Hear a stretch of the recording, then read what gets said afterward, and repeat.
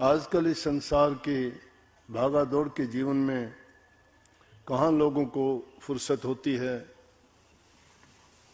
कि कभी हंसने का मौका मिले, कभी अपने बारे में सोचने का उनको टाइम मिले, या कभी ये सोचें कि हमारी जिंदगी का उद्देश्य क्या है। नहीं समय मिलता है। सत्संग ऐसा माध्यम है, उसमें हम सब तरह के लोग अलग अलग गांव से होते हैं, अलग अलग प्रांतों से होते हैं, अलग अलग रीति रिवाजों को मानने वाले होते हैं। भाषा में भी थोड़ा बहुत अंतर होता है, लेकिन जब उनसे मिलते हैं, अपने विचारों का आदान प्रदान करते हैं, सुमन की, भजन की, ध्यान की बातें करते हैं, अपना बताते हैं, उनका अनुभव सुनते हैं। जो चीज़ हम किताबों से नहीं पढ़ सकते और कोई ऐसे स्रोतों से जो प्राप्त नहीं करते, जो बातों के माध्यम से बात हमें मिल जाती है, वो हमारे जीवन में एक ऐसी याददाश्त बन जाती है कि वो हर अवसर पे हमें याद दिलाती रहती है कि उस समय ये कहानी हुई थी, हमने ये बात वहाँ से सुनी थी, उस बात का ये परिणाम निकला। संतों की वाणी भी यही कहती है। संतों ने तो हर प्रकार से इस जीव को ये संदेश दिया। जिन जिन सत्संगियों ने अपनी अपनी समस्याएं अपने गुरु को जाके जब बताई कि हमें क्या क्या परेशानी होती है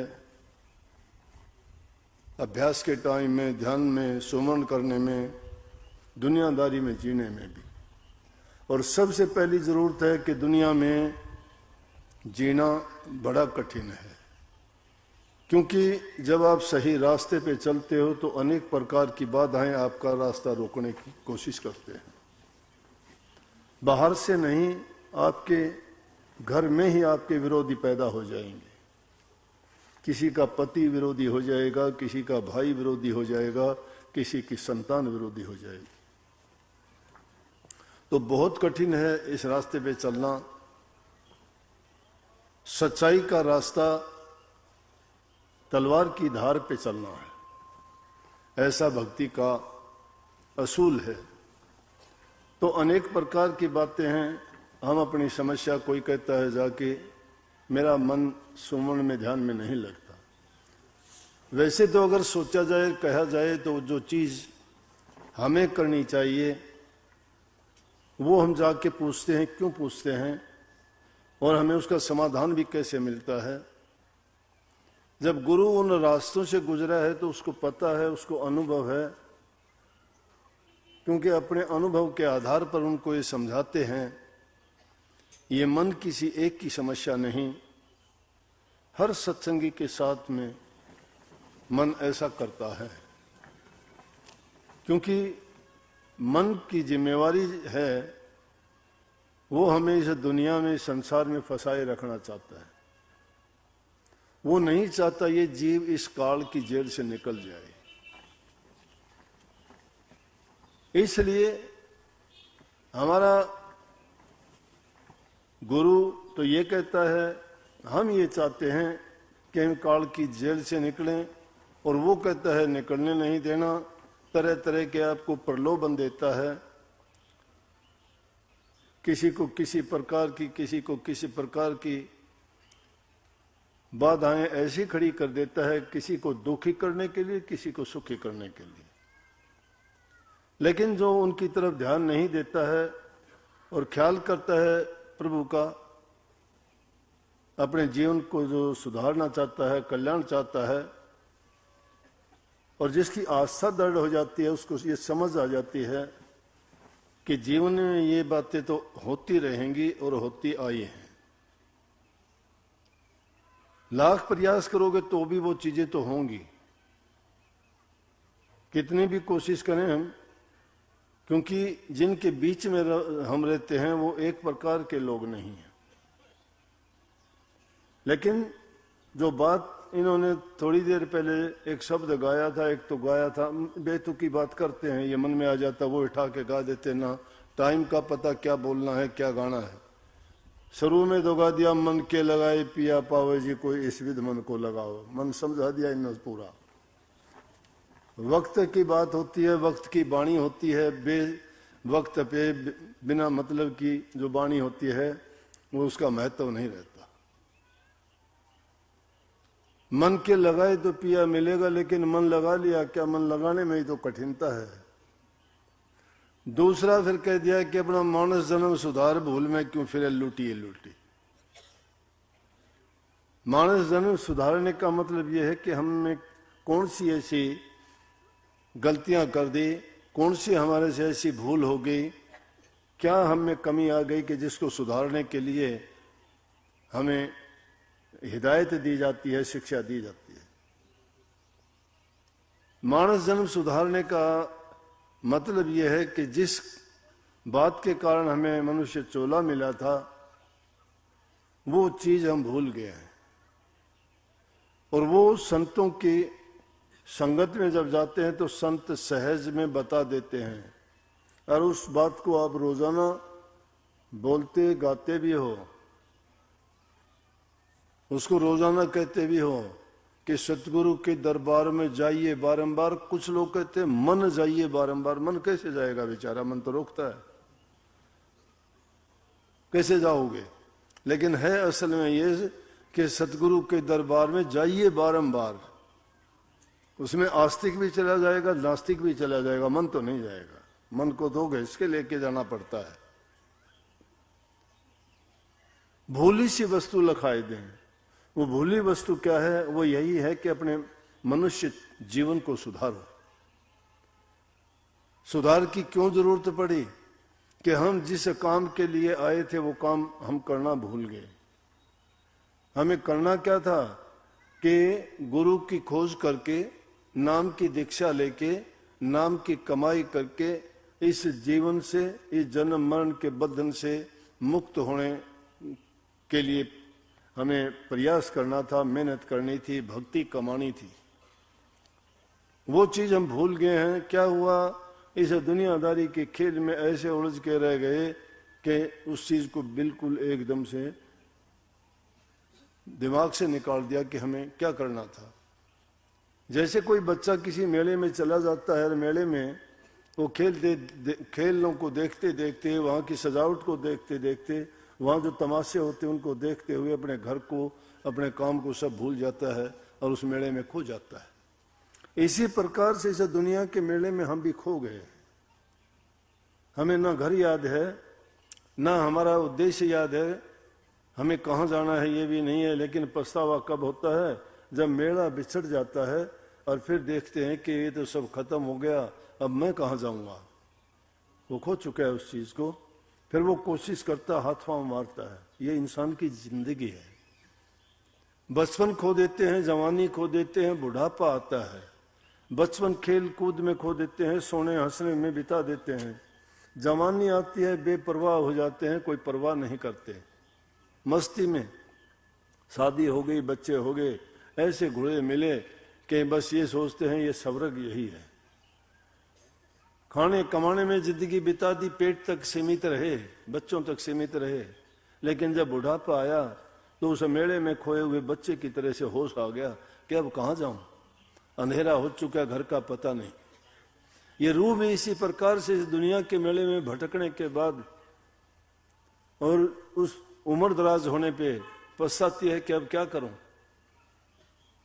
जब हालत इंसान की ये हो जाती है कि थर थर काया कांपण लागी, हाल्या जाता जरा नहीं, जिसे बुलावे कड़वा बोला, रांद कटी तेरी मर्या नहीं, जिनका पालन पोषण करे था तेरे उदर को भरा नहीं, एव कुणबे ने सिर पर धर ले भजन हरि का करा नहीं। काया थर थर कांपने लग जाती है। जिसको पास बुलाते हो आना नहीं चाहता, तुम्हारी बात क्या, शकल देखना भी पसंद नहीं करते, बिगड़ जाती है शकल।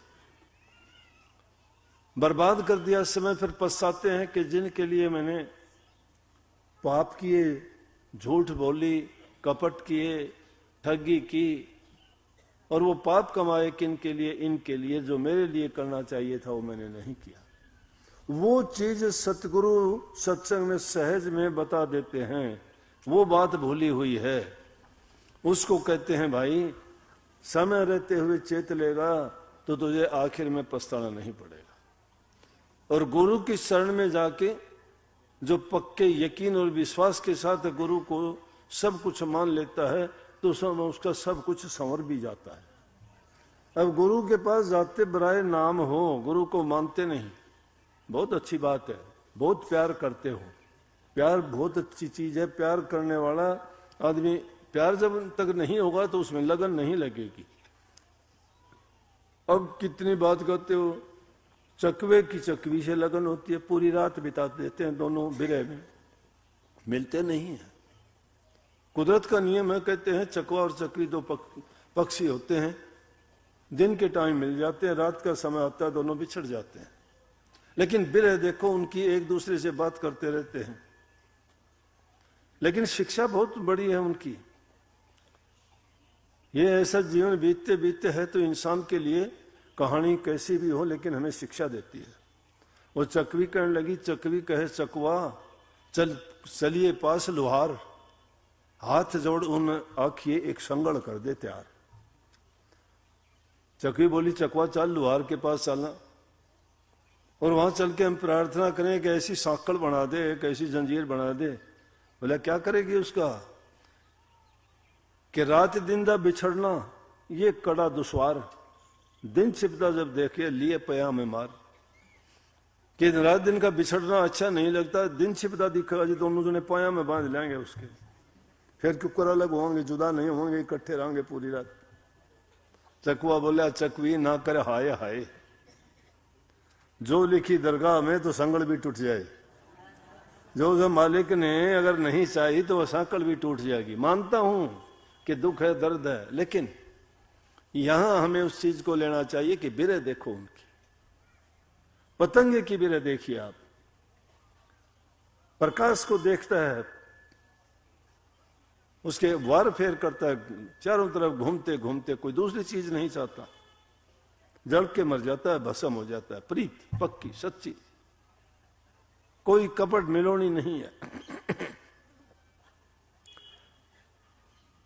जो चीज एक आदमी के सिर्फ शरीर तक, प्यार तक सीमित होती है, वो भी अपनी जिंदगी को कुर्बान करने के लिए तैयार हो जाते हैं। तो हम अपने कल्याण के लिए क्या इतना भी नहीं कर सकते कि जो हमें ज्ञान देता है, जो हमें जन्म मरण से मुक्ति दिलाता है, उसके साथ ऐसा नाता जोड़े। जिन्होंने जोड़ा उनकी कहानी गीत बन गए। कितनी शब्द है, लागी का मार्ग और है लगी चोट कलेजे करके, लागी का मार्ग और है लगी चोट कलेजे करके। जिसको चोट लग जाती है करक कलेजे में रहती है। या दूसरी वाणी में कितनी संतों ने कही अलग अलग बातें। वो कहते हैं कि बीमार जो पड़ जाता है बिरह में, प्यार में, डॉक्टर वैद्य हकीम के पास दवाई नहीं है, उसका हकीम, उसका सतगुरु, वो नाम, वो भक्ति है, वो प्रेम है। बिरह का इलाज सतगुरु के पास ही है। और वो बिरह जब उठती है सच्चाई प्रकट हो जाती है। और जो सच्चे मन से लगता है उसको ये पाखंड आडंबर करने की जरूरत नहीं है। अरे लोग तो दुकान खोल लेते हैं, जिनको कुछ अता पता नहीं, भोले जीवों के साथ धोखा दगा करते हैं, खुद को पता ही नहीं। उनसे पूछ के देखो क्या तुमने कभी भजन किया, कभी एक आध घंटे बैठा, कभी तेरी सूरत लगी ध्यान में? नहीं लगती। मैं ये गारंटी से कहता हूं उन लोगों की नहीं लगती। जिन्होंने भूख प्यास आलस सब कुछ तज के, रातों की नींद तज दी, गुरु के लिए अपने प्राण तक न्यौछावर किए, उन लोगों को कहीं मुश्किल से वो दौलत हासिल हुई। और ये पाखंडी लोग जिन्होंने कभी गुरु का नामो निशान नहीं देखा, कभी उन्होंने नाम के बारे में, उनको ज्ञान भक्ति है ही नहीं उनके पास, कहां उनका कल्याण उद्धार होगा। सच्चे मन से, सच्ची प्रीति और सच्चे विश्वास के साथ जो काम करता है उसको तो मिनटों में उसका काम हो जाता है। एकलव्य की कहानी सबने सुनी है, भक्ति नहीं थी लेकिन भक्ति इसी चीज का नाम है। पतिव्रता और स्त्री को भक्ति करने की जरूरत नहीं, अपने पति को ही भगवान मान के उसी में अपने मन को लगा के अगर पूरे निश्चय के साथ सेवा करती है, वो सती रूप होके जो कहेगी वो काम मिनटों में कर देगी। ऐसी शक्ति तो उसको पतिव्रत धर्म से ही मिल जाती है। लेकिन ये आजकल के गुरु भक्त और गुरु जो बने बैठे हैं, उनके पास वो शक्ति क्यों नहीं आई? कोरा पाखंड उनके हिस्से में आया, झूठ बोलना आया, ड्रामे करने, नौटंकी करनी, नकल करनी, बेरूपिये बन गए कि सिर पर वो पगड़ी ऐसी बांधता है तो मैं भी बांधूं, वो चादर ऐसे उड़ता है तो मैं भी उड़ दूं, अगर वो चश्मे लगाता है तो मैं भी काले चश्मे लगा के चलूं, चाहे चाला हो कोई, चलना चाहे ना आए। लेकिन वो सोचते शायद ऐसा करने से गुरु बन जाते होंगे। गुरु ऐसे नहीं बनते, गुरु बनते हैं मेहनत करने से, नाम की कमाई करने से, तप करने से, त्याग करने से, साधना करने से और कठिन परिश्रम करने से। लेकिन उनको ये अकल समझ बुद्धि है ही नहीं। उनके गुरु तो उनके वो चेले हैं जो आसपास मंडराते रहते हैं, वो कहते हैं यूं कर लो, आप ऐसा करो, वो उनके कहने से करते, वो गुरु नहीं, वो तो चेलों के चेले हैं। उनको खुद को तो पता ही नहीं है क्या करना, ना चेले उनको डायरेक्ट करते ऐसा कर, वो ऐसा करता है। तो कौन होया गुरु? गुरु तो आदेश देता है, चेला उसका पालन करता होगा। लेकिन सच्ची भक्ति किस चीज में है? यकीन में, विश्वास में। यकीन विश्वास उनका खुद पे नहीं है, दूसरे पर क्या करेंगे? इसलिए मैं कहता हूं कि नाम आपने लिया ना, एक बुजुर्ग आदमी आए अभी थोड़ी देर के, 1 साल हुआ नाम लिए, कहने लगे बताओ मेरा भजन कैसा बन गया। मां आप बताओ, मुझे क्या पता, उसके भजन का मुझे कैसा पता लगेगा भाई? मैं अब झूठ बोलूं कि हाँ तेरा काम हो गया, झूठ है ना? मैं बोला आप बताओ आपका कितना बना, फिर मुझे पता लगेगा बना कि नहीं बना। क्यों? रेडियो आपके पास रखा, टीवी आपके पास रखा है, लाइट भी है, नेट से भी जुड़ा हुआ है, ऑन नहीं करोगे, ऑन भी कर लोगे तो कौन सी चीज सुनना चाहते हो, कौन से उस चैनल पे जाना चाहते हो, उस चैनल पर नहीं लगाओगे, आपको क्या पता उसने क्या चल रहा है उसमें? फिर तो पता लगेगा ना। तो मैं भी तेरा चैनल लगा के देखूं तेने क्या किया बता। बोला कि प्रकाश तो मुझे दिखाई देता है। मेरा ये कहने का मतलब है कि उसने कितनी सच्ची बात कही कि मुझे प्रकाश दिखाई देता है। अब 60-70 साल की उम्र है, घर परिवार से सब चीजों से मुक्त है। उस आदमी ने सच्चे मन से नाम लेके नाम भक्ति की है, उसने अभ्यास में वो बैठा है, उसकी बात बनावटी नहीं है, सत्य है वो। इसीलिए उसने दूसरी बात कोई जिक्र नहीं किया। कोई पोते को लेके आता है, कोई बेटे को लेके आता है, कोई और समस्या बीमार को लेके आता है, वो सिर्फ अपनी देखो एक ही बात पूछे। तो इसलिए सच्ची भक्ति ये है। और जो दृढ़ विश्वास के साथ लगता है उसको सब कुछ, मैं कहता हूं जो सालों में काम होना चाहिए, महीनों में महीनों वाला, दिनों में दिनों वाला तो घंटों और मिनटों में हो जाता है। एकलव्य गुरु द्रोणाचार्य जी के पास चले गए। द्रोणाचार्य उस टाइम में सबसे ऊंचे गुरु थे। पांडवों को और कौरवों को शिक्षा देते थे अस्त्र शस्त्र की, वो राजघराने के बच्चे थे। भील का लड़का था एकलव्य, जंगल में रहता था। उनको देख के उसको भी ये हुई कि मैं भी गुरु के पास जाऊं और मैं भी उनसे विद्या सीखूं, धनुष विद्या सीखूं, युद्ध कला सीखूं। ये दूसरे बच्चे उनको देख के उसके मन में आई, जाके प्रणाम किया गुरु द्रोण को और कहने लगे जी मुझे भी दीक्षा दीजिए। गुरु द्रोणाचार्य जी ने उनको कह दिया कि नहीं, मैं राजघराने के बच्चों दीक्षा देता हूं, तू भील का लड़का है, अकेला है, जंगल में रहता है, तू भील है, मैं तुझे दीक्षा नहीं दूंगा। लेकिन उसने क्या किया? उसने गुरु मान लिया, सच्चे मन से मान लिया कि आप मुझे दीक्षा दो या ना दो, शिक्षा दो या ना दो, अस्त्र शस्त्र की विद्या मुझे सिखाओ ना सिखाओ, लेकिन आप मेरे गुरु हो, मैं मन से मान चुका हूं। वापिस आ गया, दिल नहीं तोड़ा उसने। आजकल अगर ये बात हो जाए तो कह देंगे जा तुम गुरु है, दुनिया में बहुत गुरु है, और दूसरी जगह चले जाएंगे। अरे पतिव्रता का तो एक ही धनी होता है, जगह जगह फिरती है, उसको कोई पतिव्रता थोड़ा वैश्या कहते हैं उसको तो। लेकिन गुरु सच्चा होना चाहिए। पाखंडी गुरु के पल्ले पड़ जा तो उसको कुछ मिलेगा नहीं। फिर तो क्या होगा कि देह का गुरु देह का चेला, दोनों नरक में ठेला में ठेला।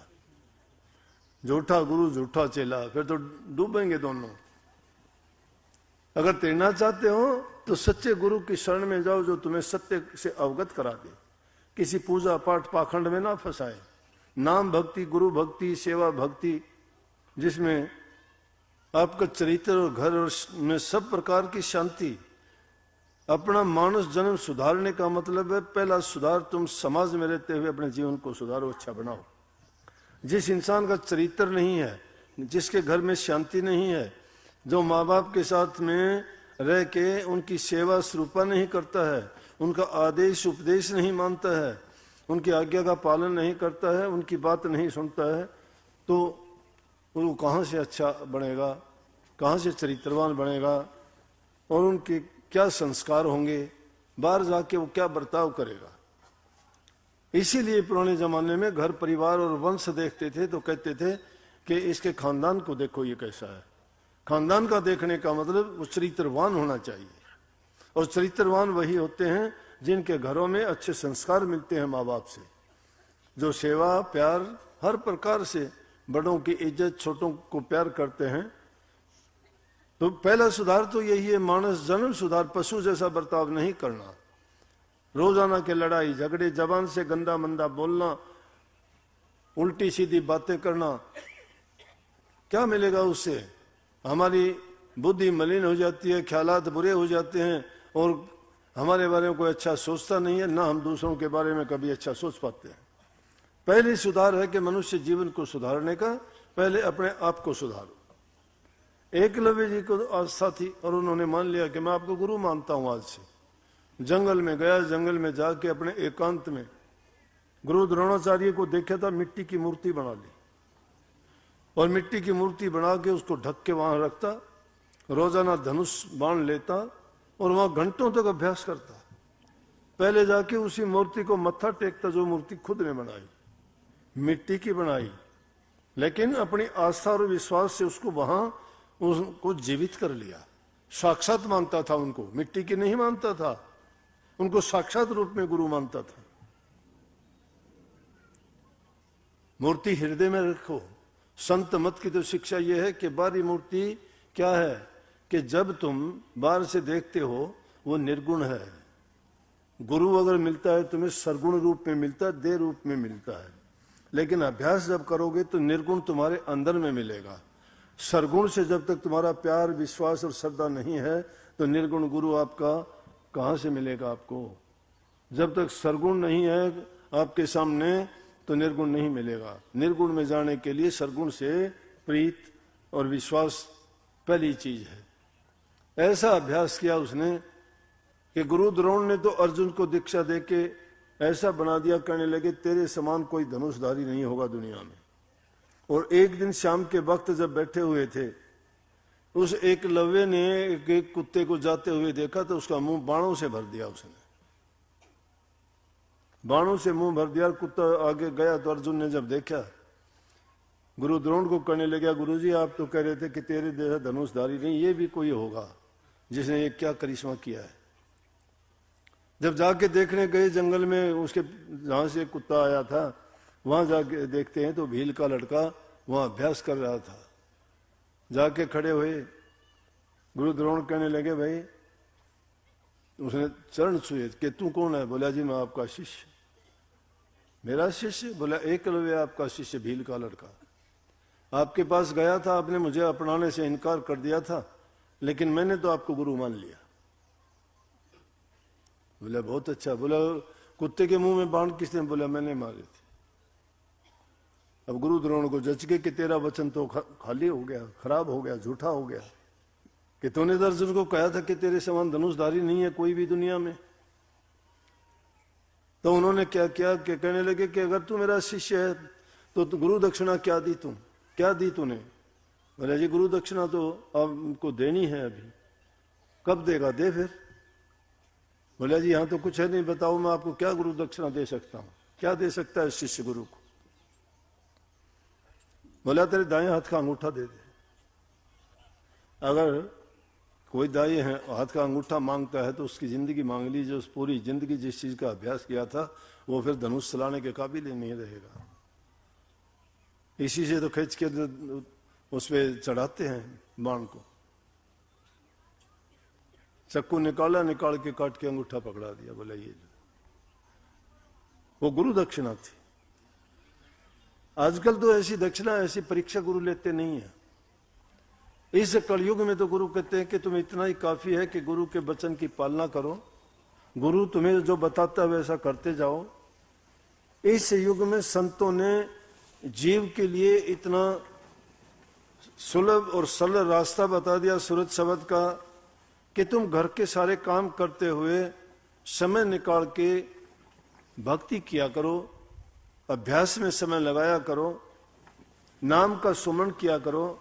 जब कभी खाली होते तो उस टाइम पर ये सोचा करो कि मैं कितनी गलतियां करता हूं।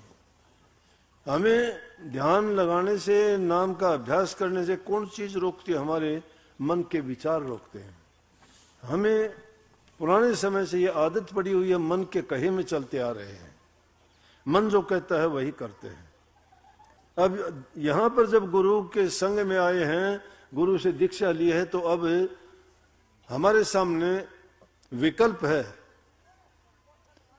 दो चीजें होगी, अब मन का कहा मानेंगे या गुरु का कहा मानेंगे। संतों की भाषा में जो मन के कहे में चलते हैं वो मनमुख कहलाते हैं, और गुरु के कहे में चलते हैं वो गुरुमुख कहलाते हैं। शिष्य ने जब नाम की दीक्षा ली तो गुरु को अपना सब कुछ अर्पण कर चुका है, अपना तन भी, अपना मन भी और धन भी। तो तीनों चीज जब अर्पण कर चुका है तो शिष्य को क्या मिला? शिष्य को श्रद्धा और विश्वास मिला, यकीन मिला कि उसके बदले में गुरु तुम्हें मुक्ति देगा, शांति देगा, जन्म मरण के बंधन कटेंगे, इस काल की जेल से छूटोगे। कहने को बड़ी बातें हैं, कबीर साहब ने कही है। देखा देखी हम भी कह देते हैं कि मेरा मुझ में कुछ नहीं, जो कुछ है सो तोर, तेरा तुझको सौंप तेर क्या लागेगा मोर। कहते गुरुजी मेरा तो कुछ है ही नहीं। ये सुनी सुनाई बात बढ़ाते हैं सिर्फ जबान से। कबीर साहब कहते बात बनाई जग ठग्या, मन प्रमोद्या ना कहे कबीरा ले गया मन लख 84 मां। बात बनाते हैं, दुनियादारों को ठगते हैं अपनी चापलूसियों से, चालाकियों से, लेकिन मन को नहीं साधा हमने, मन को रास्ते पे नहीं लाए। अगर उसको नहीं लाए तो 84 में जाना ही पड़ेगा, जन्म मरण का बंधन नहीं छूटता। तो इसलिए ये बात मिथ्या कह देते हैं कि मेरा मुझ में कुछ नहीं है। गुरुजी सब कुछ आपको ही तो दे चुका, आपका ही है, तन भी, मन भी, धन भी।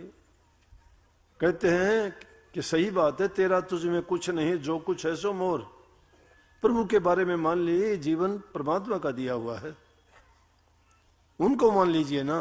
परमात्मा तो नहीं देखा, लेकिन गुरु को तो देखा है। उसका रास्ता और कोई नहीं बता सकता, कहीं भी जाओ, गुरु ही वो माध्यम है, गुरु ही आपको उनका भेद बता सकता है। और गुरु से जो बेमुख हो जाता है वो कहीं भी धक्के खा ले, उसका इलाज कहीं नहीं हो सकता, कहीं भी जाओ। हाँ, गुरु के पास जाओ, गुरु ही इलाज करेगा। तो कहते हैं कि तेरा तुझ में कुछ नहीं, जो कुछ है सो मोर। कि इसमें सत्य है ये बात, तेरा कुछ नहीं है, मेरा है जो कुछ है वो। लेकिन मेरा मुझको सौंपते दिल धड़केगा, तो तुम्हारा दिल धड़कता है। एक बार की बात है, होशियारपुर जाया करते सत्संग में, बूढ़े फकीर थे, उनका नाम भी फकीर चंद ही था। एक बार एक वो अपनी जिंदगी का किस्सा बताने लग गए, यही इसी बात पे कहने लगे कि एक सेठ के पास गया मैं, बहुत पैसे वाला था, सत्संग में गया हुआ था, मेरे पास आया वो परेशान बीमारी से, बहुत पैसे वाला परेशान बीमारी से। आके कहने लगा बाबा फकीर चंद से, बोला जी मैं बहुत परेशान, बहुत दुखी हूं बीमारी से, कमी नहीं किसी चीज की। कहने लगा मैं तेरे से एक चीज मांगूंगा, देगा? बूढ़ी उम्र थी, 90-96 साल की उम्र में चौड़ा छोटा था उन्होंने, बोलने का लहजा कुछ ऐसा ही था, पंजाब होशियारपुर में रहते थे। बोला मैं तुमसे कुछ मांगूंगा, देगा मुझे? बोला कि उसका ऊपर का सांस ऊपर रह गया, नीचे का नीचे, के पता नहीं बाबा क्या मांगेगा। हाँ नहीं कही गई कि कभी कोई तेरी चीज ना मांग ले, पैसे ना मांग ले, कोई और चीज ना मांग ले। मैं कहने लगा मैं मांगूंगा देगा तू? बोला कुछ नहीं। बोला 2-3 बार कहने के बाद मैंने कहा कि तेरी बीमारी मुझे दे दे। संतों का दिल देखो, क्या मांगते हैं, उनका बीमारी मांगते हैं। उसका दिल देखे, वो दुनिया के पदार्थ के बारे में सोचता है, कभी ये ना ले ले। तो वो कहते हैं ना कि मेरा मुझ में कुछ नहीं है, तेरा ऐसा कुछ, बाबा कुछ भी ले ले। लेकिन जब देने का टाइम आता है दिल धड़कता है, ऐसे करता है कि कभी बाबा कुछ मांग ना ले। क्या करेगा बाबा मांग के? स्वामी जी महाराज ने क्या कहा? उन्होंने कहा कि गुरु नहीं भूखा तेरे धन का, उन पे धन है भक्ति नाम का। पर मांगते हैं तेरे से, लेते हैं तो पर तेरा उपकार कराऊं मैं, तेरी भलाई करवाएंगे वो। भूखे नंगे को दिलवा में, तुम्हारा उपकार कैसे करवाऊं जो तुम नहीं दे सकते, जो तुम दान पुण्य नहीं कर सकते, जो तुम नेक काम में नहीं लगा सकते, तो वो तुम्हारे से नेक काम में लगवा देंगे, तुम्हारा उपकार करा देंगे। वो अपने लिए नहीं, वो क्या करेंगे इतने धन का? उनको 2 रोटी तो चाहिए, इससे फालतू तो कुछ नहीं है। कबीर साहब ने कही, सती ने पीसे पीसना जो पीसे सो रांड। सती ने पीसे पीसना जो पीसे सो रांड, संत ने भिक्षा मांग दे मांगे सो भांड। सती न पीसे, सती का मतलब पीसना ना पीसना हो। सती वाहियात की बातें नहीं करती। पीसना कभी ये नहीं कि अनाज का आटा पीसते हो। सती वाहियात की बातें नहीं करती, एक पति के बारे में ही सोचती है। गुरुमुख इसी प्रकार से वाहियात की बातों में अपना विचार ख्याल दिमाग नहीं लगाता, समय बर्बाद नहीं करता।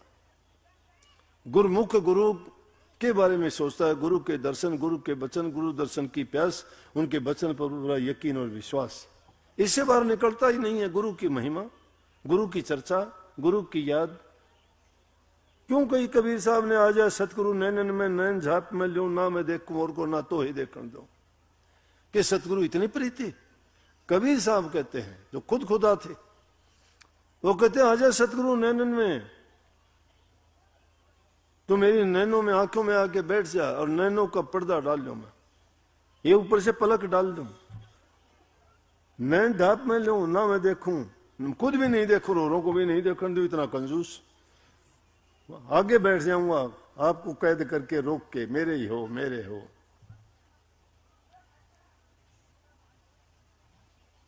उसको रिझाने के लिए सतगुरु को, लेकिन सतगुरु किसी एक का नहीं, सबके हैं।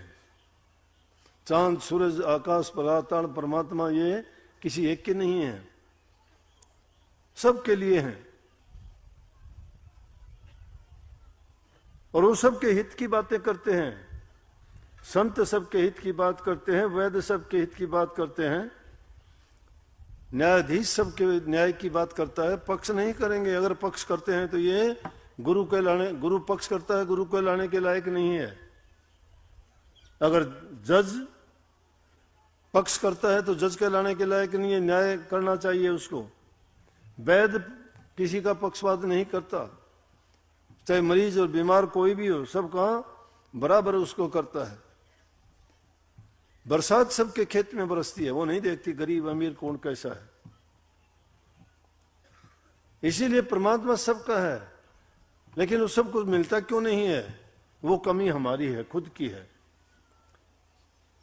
हमने वो दशा कर रखी है कि नाचना जानते नहीं, आंगन को टेढ़ा बताते हैं। नाचना तो नहीं जानता, कहता है कि नाचना तो मुझे तो बहुत अच्छा आता है, लेकिन आंगन टेढ़ा है, कमी निकालते हैं दूसरे की। इसलिए आप लोगों ने जो नाम की दीक्षा ली है, सुमरण किया करो, सारे काम करते रहो। मना कौन करता है? अच्छे अच्छे काम करो, अच्छा खाओ, अच्छा पहनो, मेहनत करो, बच्चों को अच्छी शिक्षा दो, घरों में प्यार प्रेम रखो। किसी चीज के लिए मना ही नहीं है। आवश्यकता है, जरूरत वाली चीजें सारी करो, लेकिन सब चीजें करते हुए जो वास्तविक चीज है उसको ना भूलो। वो मानस जीवन के दूसरे सुधार की चीज वहां आती है। पहली चीज में तो ये सुधार है, शराब कबाब बीमारी से बचो, ईर्ष्या निंदा करने से बचो, लड़ाई झगड़ा करने से बचो, किसी से द्वेष ना रखो, जो तुम्हारे से हो सकता है भला करो, पर हित करो, पर उपकार करो। ये तो तुमने पा लिया। मानव जन्म का सुधार, जो संसारी सुधार है वो कर लिया। अब अगत के लिए सुधार का जो काम होना है, जो कार्रवाई होनी है, वो तुम्हारी नाम भक्ति से होगी। ये काम करते करते नाम भक्ति भी तो किया करो,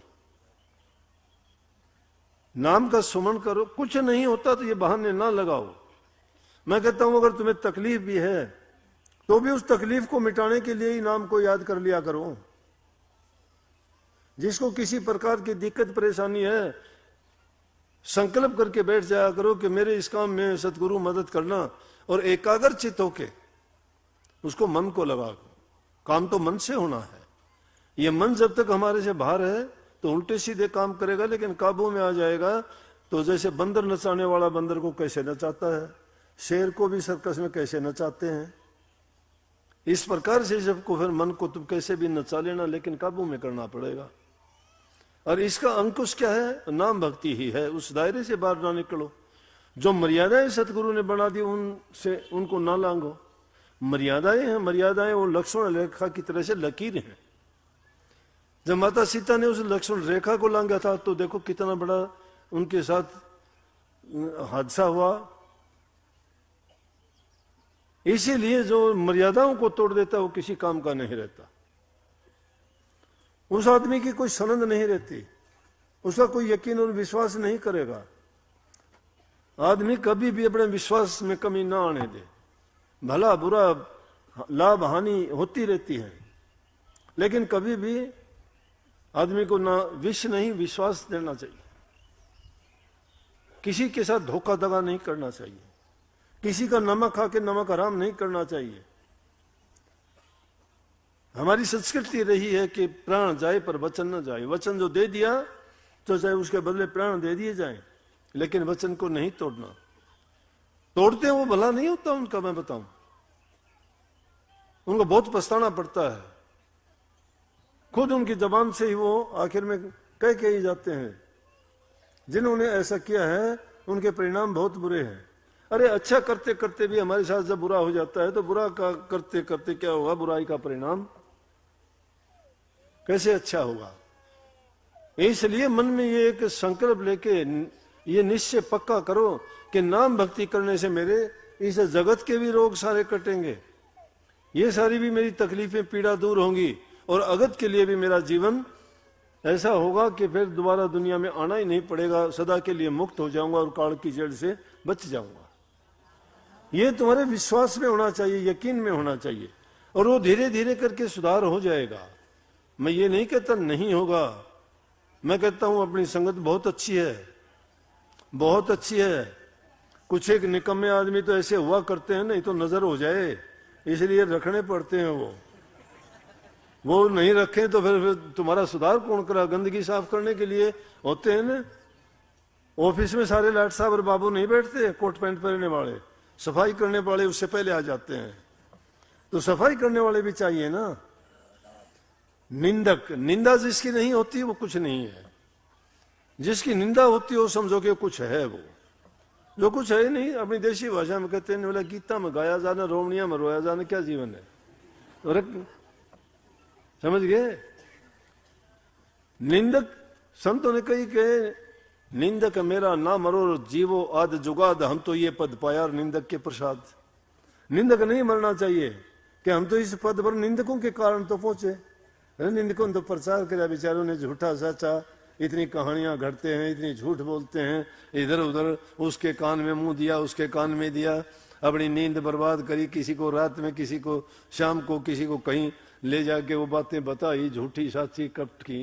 कितना वो निंदा हुई कि नहीं? और वो निंदा करते करते ये नहीं पता कि जो आदमी किसी की निंदा करता है उसके पापों को धोता है। निंदक को तो संतों ने कहा कि निंदक नेड़े राखिए आंगन कुटी छवा, कि आंगन में उसकी कुटिया बना के दोहरे रखो, क्योंकि बिन पानी बिन साधन निर्मल करे स्वभाव, कि बिना पानी साबुन के धो धा के तुमने निर्मल बना देगा वो। निंदक मेरा ना मरो जियो आद जुगाद, कि वो तो सदा सदा के लिए जियो, निंदक मर जाए तो बहुत बुरा है। तो इन चीजों की परवाह नहीं करना चाहिए। जब नाचन लिकड़े सो तो घूंघट किसा घूंघट फेंक दो, ये परवाह ना करो। अपने वो शब्द में तो आज बहुत अच्छी बात लिखी उसने कही है कि जब मैंने सतगुरु पाया सर भक्ति के मार्ग पर चल पड़ा तो दुनिया से मैं क्यों डरूं, ऊन जनून फजूल के जो बात करते हैं उनका मैं क्यों परवाह करूं, उनकी मुझे परवाह करने की जरूरत नहीं है। मुझे पता है मैं जो करने चला हूं वो अच्छा करा हूं। अपने काम को खुद देखा करो, तुम जानबूझ के किसी का बुरा ना करो, किसी का बुरा ना करो। अगर तुम्हारा कोई कर देता है तो भी उसको भूल जाओ, तुम्हारे ऊपर कोई किसी प्रकार का ये आक्षेप नहीं लगेगा। नहीं, अगर तुमने उसकी ओर गौर करना शुरू कर दिया तो फिर आपका मन विचलित हो जाएगा, फिर वो नाम की ओर नहीं चलेगा। नाम भक्ति अगर करना चाहते हो बड़ी निर्मल चीज है, और वो पाने के लिए आदमी को गुरुमुख बनना चाहिए। गुरु की आज्ञा में, गुरु की याद में, गुरु के चर्चा और उनका गुणगान करने में समय जो लगाते हो, तो गुरु का क्या गुणगान करना है? गुरु के सत्संग याद करो, गुरु के वचन याद करो। कितना गुरु के बारे में जितना कहा गया है वो इसीलिए कहा गया है, दूसरा तो कोई ऐसा उदाहरण है नहीं दुनिया में। अगर होता तो जीव जंतु पशु पक्षी वो भी तर जाते। इसीलिए इंसान चोले की महत्ता बताई है। और उसने कहा है कि मानस जन्म सुधार भूल में क्यों फिरे, लुटिए लुटी सुनिए है मेरी सुरता प्यारी, करके नहीं से मन से यारी, और जन्म जन्म से रही खवारी, भोगे कष्ट तमाम। जन्म जन्मों में, एक में नहीं, अनेकों जन्म आपने लिए। और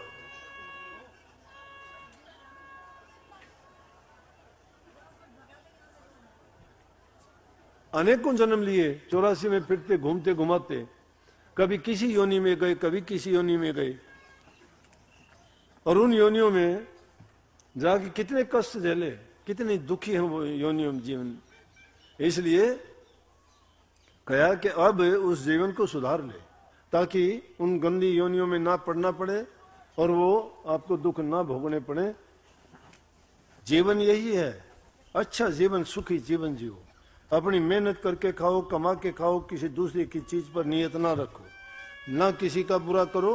जितना तुमसे होता है भलाई के काम करो, अच्छे करो, साथ साथ नाम भक्ति करना ना भूलो। नाम की कमाई करो, आपका मालिक भला ही भला करेगा। सबको बहुत बहुत आशीर्वाद। राधा स्वामी, राधा स्वामी, राधा